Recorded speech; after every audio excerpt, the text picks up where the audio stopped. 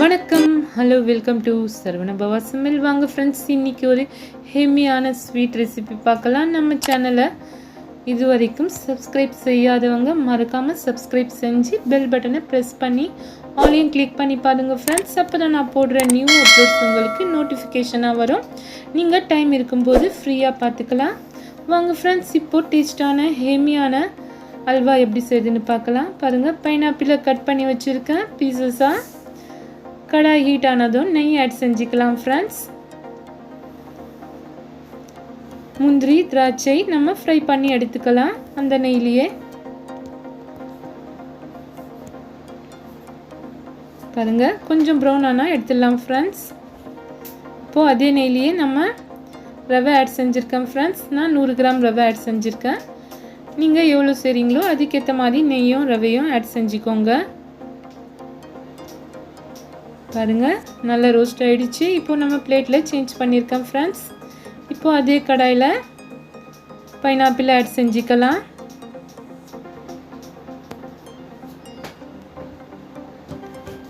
சர்க்கரை 1 கப் எடுத்து வச்சுருக்கேன் ஃப்ரெண்ட்ஸ். நீங்கள் உங்கள் டேஸ்ட்டுக்கு ஏற்ற மாதிரி சர்க்கரையை கூட்டவோ கம்மியாக சேர்க்கவோ நீங்கள் சேர்த்துக்கோங்க.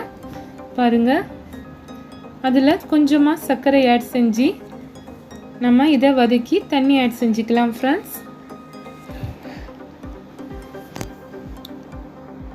தண்ணி விட்டு இது ஒரு 10 மினிட்ஸ் நல்லா வேகட்டும் ஃப்ரெண்ட்ஸ். பிளேட் மூடி நம்ம வச்சுக்கலாம் மீடியம் லோ ஃப்ளேமில். பாருங்கள், ரெடி ஆயிடுச்சு. நீங்கள் இதை வேணால் மிக்சியில் கூட அரைச்சிக்கலாம் ஃப்ரெண்ட்ஸ், பேஸ்ட் மாதிரி.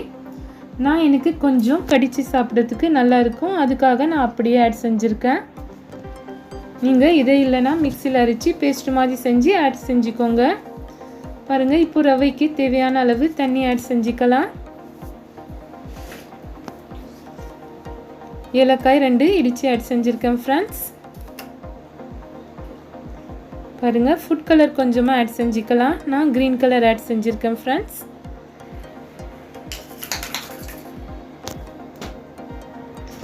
பாருங்கள் ஃப்ரெண்ட்ஸ், ரவையோட அந்த பைனாப்பிளை சாப்பிடும்போது செம்மையாக இருக்கும் டேஸ்ட்டு. இந்த மாதிரி நீங்கள் ட்ரை பண்ணி பாருங்கள்.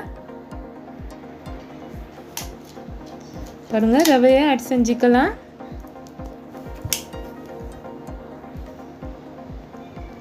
பாருங்கள் ஃப்ரெண்ட்ஸ், இது குயிக்காக நீங்கள் 10 மினிட்ஸில் ரெடி செஞ்சிடலாம். ரெடி ஆயிடுச்சு ஃப்ரெண்ட்ஸ், டேஸ்டான பைனாப்பிள் அல்வா, கேசரி அல்வா. பாருங்கள், இப்போ மிச்சம் இருக்கிற சர்க்கரையும் நம்ம ஆட் செஞ்சுக்கலாம். இப்போது வறுத்த முந்திரி திராட்சையை ஆட் செஞ்சு ஆஃப் செஞ்சுக்கலாம் ஃப்ரெண்ட்ஸ்.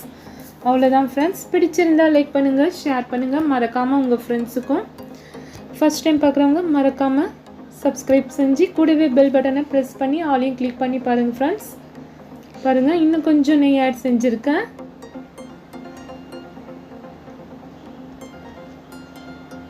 இந்த மாதிரி நீங்கள் ட்ரை பண்ணி பார்த்து உங்கள் கமெண்ட்ஸை எனக்கு அனுப்புங்க ஃப்ரெண்ட்ஸ்.